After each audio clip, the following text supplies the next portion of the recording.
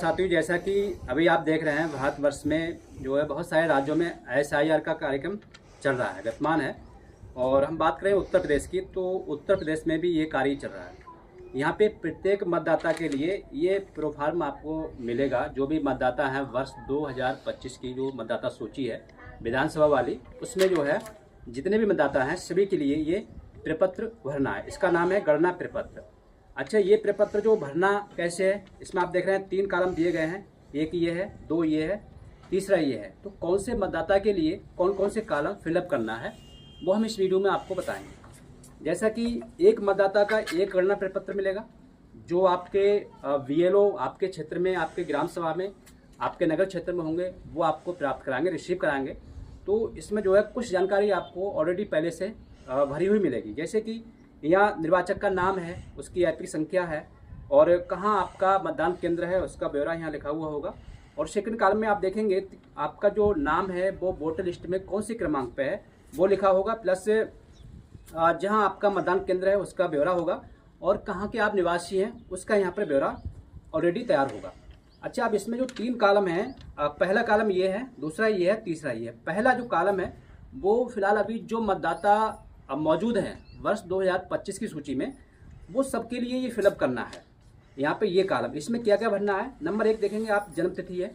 ये जन्म तिथि आप अपने आधार कार्ड से ले सकते हैं। इसके अलावा आपका जो वोटर कार्ड होगा उसमें आपको वर्ष मिलेगी, केवल वहाँ से वर्ष लेंगे, या फिर जो आपके आधार कार्ड में वो फिलअप करेंगे। अच्छा, दूसरे नंबर पर आप देखेंगे तो आधार संख्या आपको फिलअप करना है। आधार संख्या यहाँ पर वैकल्पिक है, भरना चाहे भर सकते हैं और नहीं भरना चाहे नहीं भरेंगे। और तीसरा कॉलम आपको मिलेगा मोबाइल नंबर।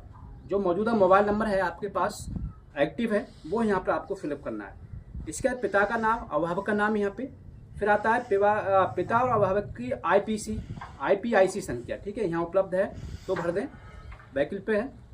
माता का नाम भी फिल करना है। इसके बाद माता का ईपीआईसी या नंबर फिल करना है। यदि उपलब्ध है तो भर सकते हैं, नहीं है तो कोई बात नहीं है। यदि मतदाता की शादी है यानी विवाहित है तो अपने पति का नाम, जो महिला मतदाता है वो पति का नाम लिखेंगे यहाँ पे, और पुरुष मतदाता है वो यहाँ पे पत्नी का नाम फिलअप करेंगे। अच्छा, पति या पत्नी का नाम, ईपीआईसी संख्या उपलब्ध है तो भर सकते हैं। तो ये पहला जो कॉलम है वो कंप्लीट हो चुका है, आप स्क्रीन पर देख रहे हैं यहाँ पे। अच्छा, अब ये कॉलम किसके लिए भरना है, इस पर लिखा हुआ है पिछले एसआईआर की मतदाता सूची में मतदाता का विवरण।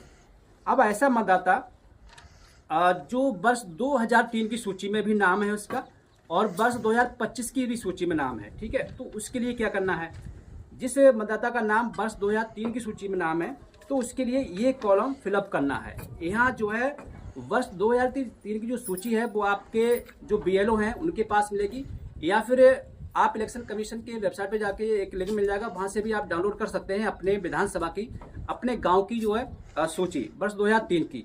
वहाँ से आपको क्या करना है, यदि आपका नाम वर्ष 2003 की सूची में नाम है तो वहाँ का ब्यौरा आपको यहाँ पर फिलअप कर देना है। जैसा वर्ष 2003 की सूची में जो नाम है, जो पहचान पत्र संख्या दी गई है, वो ही यहाँ पर उठा के आपको फिलअप कर देना है। तो इसके बाद ये कॉलम जो है उनके लिए छोड़ देना है जिनका नाम वर्ष 2003 की सूची में है और वर्ष 2025 की सूची में ऑलरेडी तैयार है, इनके लिए ऐसा करना है। अच्छा, अब ऐसे मतदाता जिनका नाम वर्ष 2003 की सूची में नहीं है तो वो क्या करेंगे, उनके लिए ये कॉलम भरना है। क्या भरना है इसमें, मान लीजिए एक मतदाता है जिनकी आयु 30 वर्ष है या आसपास है, 40 वर्ष से कम है, तो उनके नाम वर्ष 2003 की सूची में नहीं होंगे। तो उनके लिए क्या करना है, वर्ष 2003 की सूची से अपने पिता का नाम या अपने दादा का नाम, अपनी मम्मी का नाम या फिर अपनी दादी का नाम, वो देखना है। उनका एक रिकॉर्ड यहाँ पर उपलब्ध कराना है। वर्ष 2003 की सूची से अपने दादा दादी या माता पिता का किसी एक का ब्यौरा आपको यहाँ पे फिलअप करना है जिनका नाम वर्ष 2003 की सूची में नहीं है, और इनके लिए ये कॉलम जो है खाली छोड़ देना है।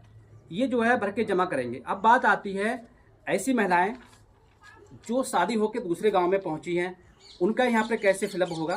तो उनके लिए जो है महिलाएं जो मतदाता फिलहाल अभी 2025 की सूची में है लेकिन 2003 की सूची में नहीं है, उनके लिए क्या करना है, ये कॉलम तो भरना ही भरना है, प्लस उनके लिए अपने माता पिता की जो उनके गांव की सूची है उसमें नाम देखना है, उनका यहाँ ब्यौरा भरना है। उनके लिए अपने गांव की जो विधानसभा की सूची है उसमें से देखना पड़ेगा, 2003 में उनके मम्मी या पापा का नाम होगा वो यहाँ पर फिलअप करना है।